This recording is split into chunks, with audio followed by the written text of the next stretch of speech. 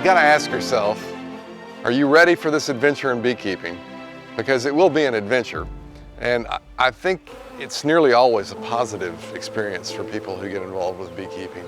It's a little bit daunting in the beginning because most people are frightened of stinging insects. And it's completely unlike other animal husbandry in some respects. It's not like keeping a dog or a cat or a horse or cattle. It's actually a really good, perfect spot. One, we have plenty of natural food for the bees. We have clover everywhere. It's also, far enough from neighbors, the residential people, everything like that. So it's kind of tucked away in the back.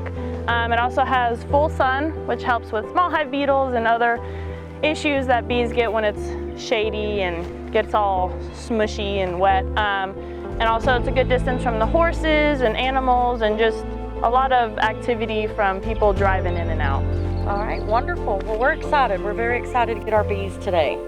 I'm excited. All right, Jackie, so you brought us the aluminum stands to put our hives on today. Yeah, just what all purposes do those serve for the hives? It just gets them off the ground.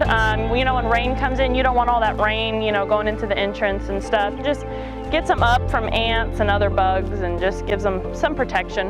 All right. So this is just the equipment we have here. We have our deep hive body that comes with a bottom board and a migratory lid.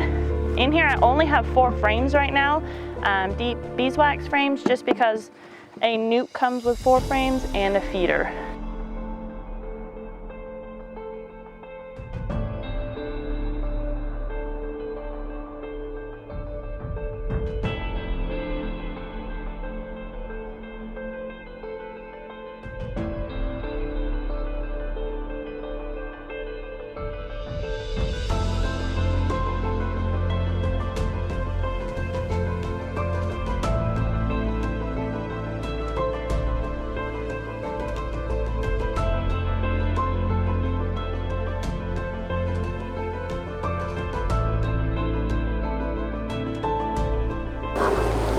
Gonna give them a little bit of smoke. First thing I'm gonna take out is the feeder, which is this black feeder right here. And you always wanna have really slow, gentle movements when you're working with bees. Keeps them less defensive. I'm gonna stick that right here. I'm gonna one by one take each frame out.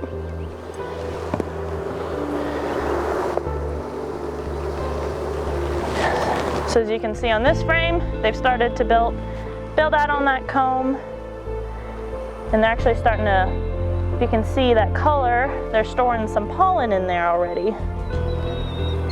So we're just gonna go ahead and slide that one right here. So this one has a ton of pollen on the outside right here. And there's a ton of larvae as well. So I'm gonna slide this one in. And they actually have a little bit of honey in here, as you can see where it's very glossy. So they're starting to store some honey in there. So as we can see here, this is all cap brood. So after about 9 days after the queen lays her eggs, they're gonna come in and they're gonna cap it. And at 21 days, a bee will come out and hatch. And we have a ton of larvae and pupa in here, and eggs.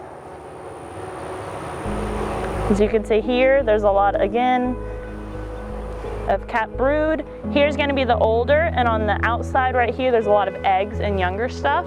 So as soon as this hatches, they'll clean it out, and so the queen can lay some more eggs.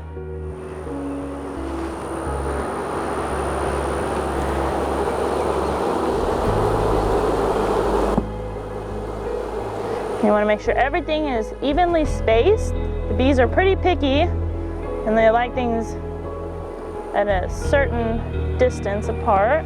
In here we have a queen. So she did have a perfect blue dot on her head, but because the bees are super hygienic, they know that's not normal, so they go ahead and clean her off. So she's actually right here. She has a longer abdomen, and this one is clipped and marked, so one of her wings is clipped, so it limits her ability to fly. So what I'm gonna do is give these bees a little smoke, and then I'm gonna tap them into their hive.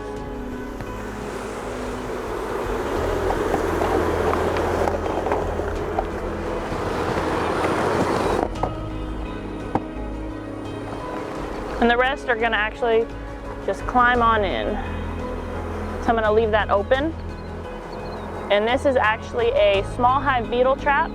Inside is a little bit of poison that only affects small hive beetles, and we like to keep that in our hives. I'm gonna go ahead and feed them. Again, just 1 part water, 1 part sugar. Not making a mess.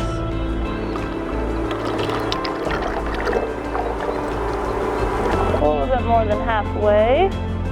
Perfect. And there's already some flotation devices in here. You can throw wine corks, you can throw some sticks. Here we just have some like cedar mulch. It gives the bees something to stand on while they're trying to get into the syrup. Then after that, throw the lid on.